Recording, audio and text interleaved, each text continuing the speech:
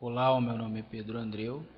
Essa é a continuação da aula sobre dor, onde na primeira aula foi abordado conceitos introdutórios quanto à gênese da informação nociceptiva e de como essa informação produz potenciais de ação que são transmitidos até o sistema nervoso central, mais especificamente na medula espinal. Nessa aula de número 2, serão abordados os modos o qual o neurônio nociceptivo transmite a informação para os neurônios de segunda ordem que estão localizados na medula espinal. Bom, vamos lá. De que modo então ocorre a transmissão dos sinais sensoriais para a medula espinal? Os neurônios sensoriais periféricos, também conhecidos como neurônios de primeira ordem, são células pseudo-unipolares, possuindo terminações ou ramificações nervosas periféricas, localizadas no tecido onde a informação sensorial é captada, e terminações nervosas centrais, que estão localizadas nos cornos dorsais da medula espinal, onde se comunicarão com neurônios de segunda ordem. O corpo desses neurônios estão localizados nos gânglios sensitivos dos nervos espinais. Como é possível observar, nessa resolução aumentada do corno dorsal da medula espinal, as células aferentes sensoriais estão altamente organizadas, terminando em diferentes lâminas. Bom, mas o que são essas lâminas? Essa foi uma organização anatômica reconhecida por Bror Hexed, que foi um neuroanatomista sueco. Ele distinguiu 10 lâminas da substância cinzenta na medula espinal, onde o corno posterior abrange da lâmina 1 até a lâmina 5. São nessas lâminas que estão os terminais centrais dos aferentes sensoriais. Nas lâminas 6, 7 e 10, também chamada de zona intermediária, estão localizados muitos interneurônios importantes no controle motor. Bom, a lâmina 1 também é conhecida como zona marginal, a lâmina 2 como substância gelatinosa, a lâmina 3 e 4 como núcleo próprio e a lâmina 5 como base do corno posterior. Toda essa organização laminar possui uma grande importância funcional.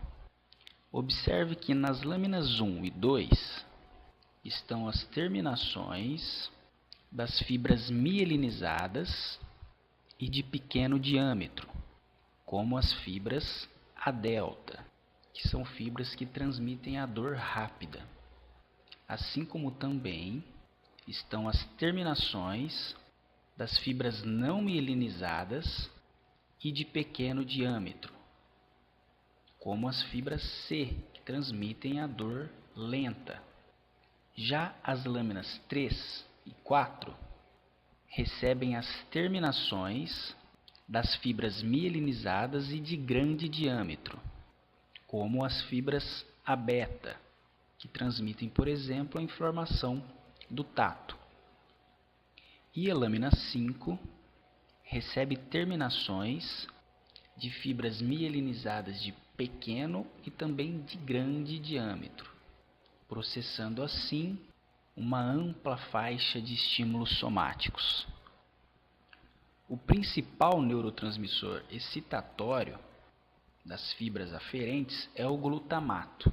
No entanto, também podem ser liberados cotransmissores, como por exemplo a substância P, o peptídeo relacionado ao gene calcitonina, CGRP, a somatostatina, que também é um neuropeptídeo, e galanina, que também é um neuropeptídeo.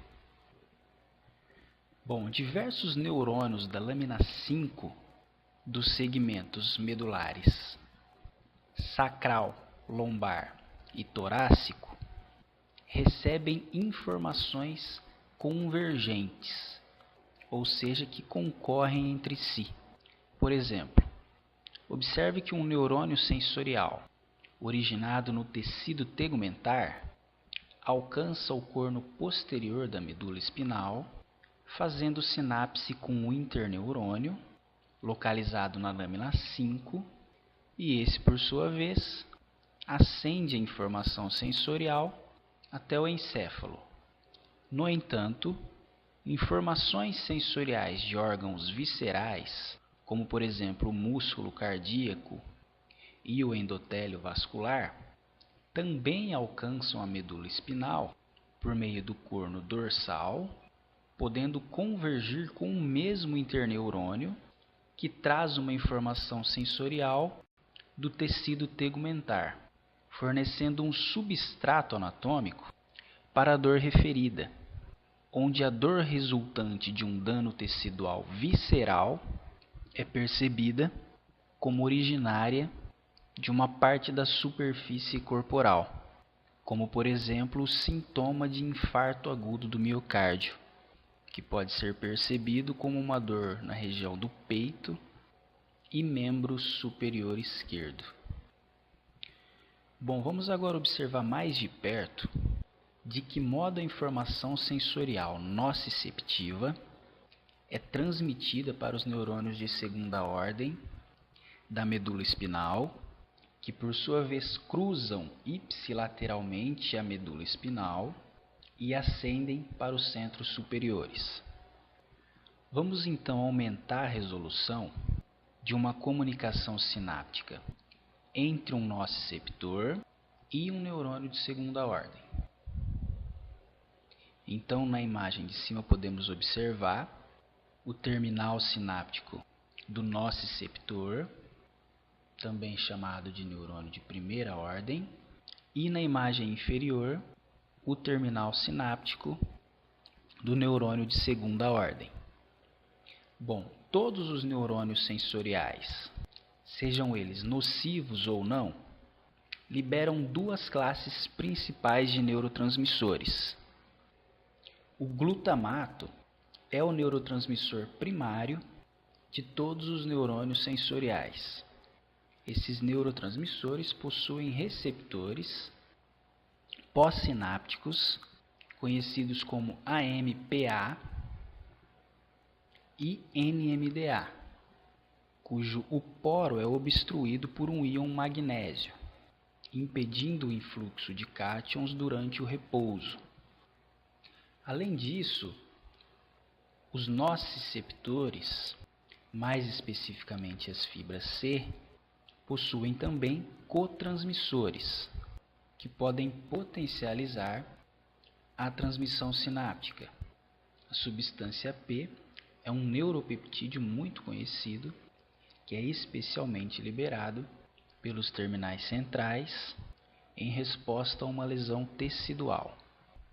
Os cotransmissores, como a substância P, são armazenados em vesículas maiores, enquanto os neurotransmissores excitatórios, como o glutamato, são armazenados em vesículas menores.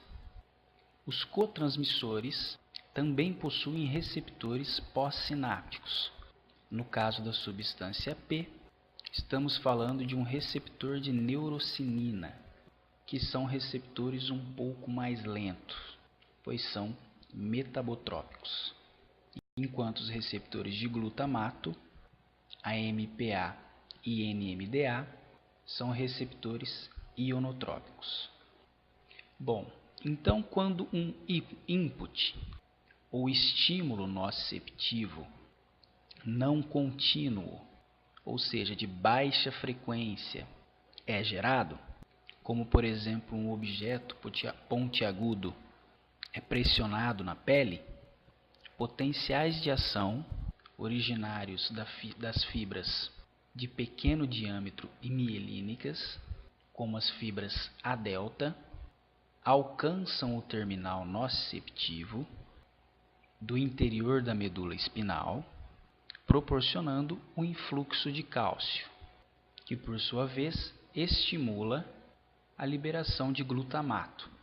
O glutamato então interage com seus receptores, primeiramente o AMPA, que permite a despolarização da membrana celular, liberando o íon magnésio do interior do poro do receptor de NMDA, que quando estimulado pelo glutamato, permite o influxo de íons cálcio, que por sua vez despolariza a membrana celular.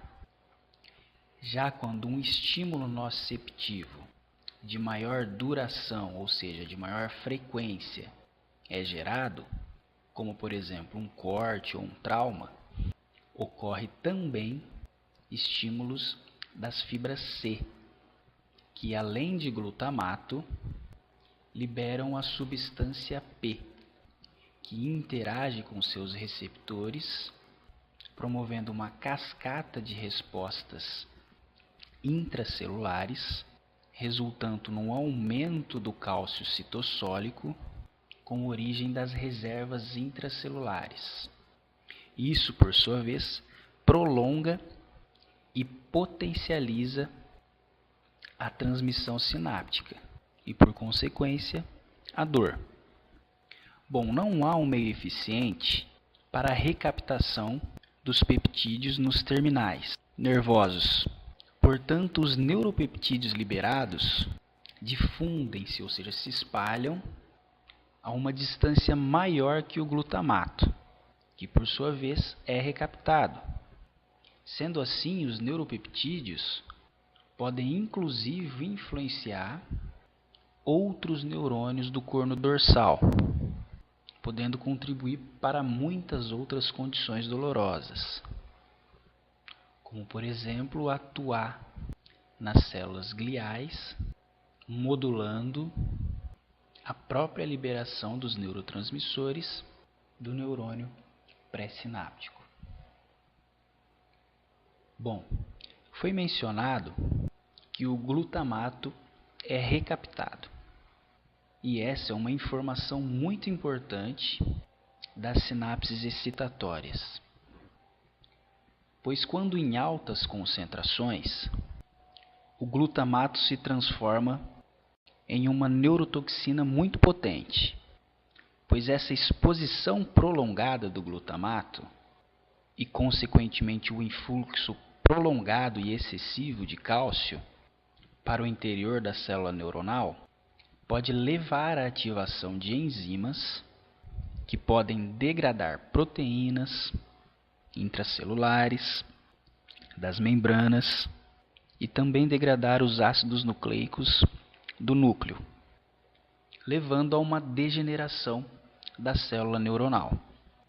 Portanto, é necessário que esse glutamato não permaneça por longos períodos na fenda sináptica.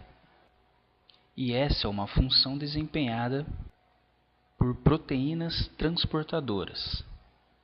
Desse modo, quando o glutamato é liberado e após interagir com seus receptores, ele é recaptado em maior quantidade para as células da glia, aproximadamente 90%, por meio dos transportadores de aminoácidos excitatórios, que também estão presentes na membrana pré-sináptica do neurônio nociceptivo ou sensorial.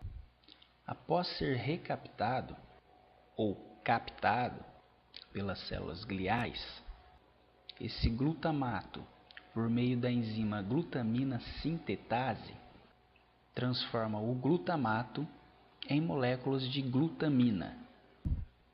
Essas moléculas de glutamina são então liberadas para o meio extracelular, retornando ao neurônio excitatório, que por meio da enzima glutaminase transforma a glutamina em glutamato, que é então transportado para o interior das vesículas por meio dos transportadores vesiculares de glutamato. Bom, uma outra condição importante de se mencionar é o modo de como a origem periférica da hiperalgesia pode influenciar na modulação da transmissão sensorial no corno posterior da medula. Para isso é interessante retornar e relembrar o modo como o nociceptor pode ser estimulado no seu terminal periférico. Bom, após uma lesão tecidual, são liberados muitos mediadores, como ATP, bradicinina, serotonina, íons de hidrogênio, interleucinas, fator de necrose tumoral, fator de crescimento neural, prostaglandinas, que são derivados do metabolismo do ácido araquidônico através da via de ciclooxigenase, a histamina e vários outros mediadores, como também o CGRP e a própria substância P, que são liberados pelo tecido endotelial. Todo esse complexo de mediadores inflamatórios é denominado por alguns autores de sopa inflamatória. E daria para fazer uma aula sobre cada um desses mediadores, pois eles possuem diversas funções nos diferentes tecidos. Mas no caso da aula sobre dor, eu gostaria de dar uma atenção especial para uma outra condição: o modo como as neurotrofinas podem atuar como mediadores da dor, em especial a dor crônica. Bom, as neurotrofinas estimulam o crescimento neural e também a plasticidade. No entanto, elas também podem intensificar e até prolongar um estímulo doloroso. De que modo isso acontece? Um tecido lesionado libera fator de necrose tumoral e diversas interleucinas. Essas substâncias estimulam, por meio dos leucócitos, o fator de crescimento neural, NGF. Agora, para entender melhor o que acontece, vamos dividir o nociceptor e suas reações em três etapas: A, B e C. Na primeira etapa, lá no terminal periférico do nociceptor, ocorre uma interação do fator de crescimento neural com os receptores de tirosina quinase, do tipo A. Esse complexo é então endocitado e, por meio de transporte retrógrado, alcança o corpo celular do neurônio nociceptivo, que atuam estimulando a expressão e a produção do fator neuronal derivado do cérebro, que também é um neurotransmissor, que contribui para o desenvolvimento da dor neuropática, já que ele também ativa os receptores NMDA, assim como também ocorre uma maior liberação de cotransmissores, como no caso a substância P, e ainda aumentam a expressão de receptores sensoriais no terminal nervoso periférico, como os TRPV, os ACICs e os canais de sódio dependentes de voltagem. Agora, para finalizar essa aula, vamos comentar a respeito da teoria das comportas, uma teoria analgésica, ou seja, que inibe a transmissão da dor. Bom, no seguinte exemplo, temos as fibras do tipo C, que são nociceptores amielínicos, que por sua vez fazem sinapse com um neurônio de segunda ordem que cruza a medula espinal. Essas fibras C também fazem sinapse com um interneurônio, e esse interneurônio também faz sinapse com um neurônio de segunda ordem.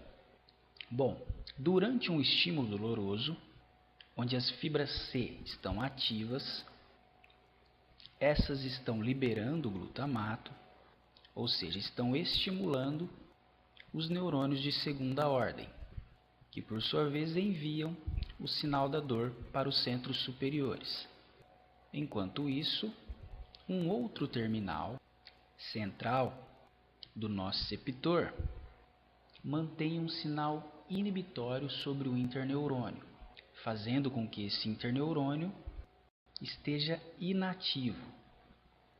No entanto, quando um neurônio sensorial, mielínico e de grande calibre, como as fibras A-beta, são ativados, esse estímulo sensorial passa a estimular o interneurônio, que por sua vez passa a se tornar ativo. Esse interneurônio, por sua vez, libera uma substância que inibe o neurônio de segunda ordem. Desse modo, o impulso da dor é bloqueado por meio de um portão que se fecha, impedindo a passagem da dor. É por esse motivo que, por exemplo, quando estamos com dor em alguma região, instintivamente colocamos a mão sobre a região, de modo a tentar amenizar o sintoma álgico. Bom, vamos ampliar essa sinapse entre o interneurônio e o neurônio de segunda ordem para examinar o que de fato acontece. O interneurônio inibitório, então, quando passa a ser estimulado pelo neurônio excitatório mielínico e de maior calibre, libera um neurotransmissor chamado de glicina, ou também GABA. Estes, por sua vez, atuam nos seus receptores, permitindo o influxo de íons cloro, que por sua vez hiperpolarizam a membrana do neurônio de segunda ordem, ou seja, elas ficam mais negativas, o que dificulta a despolarização pelos neurônios nociceptivos. Esse conteúdo foi elaborado por meio das seguintes referências: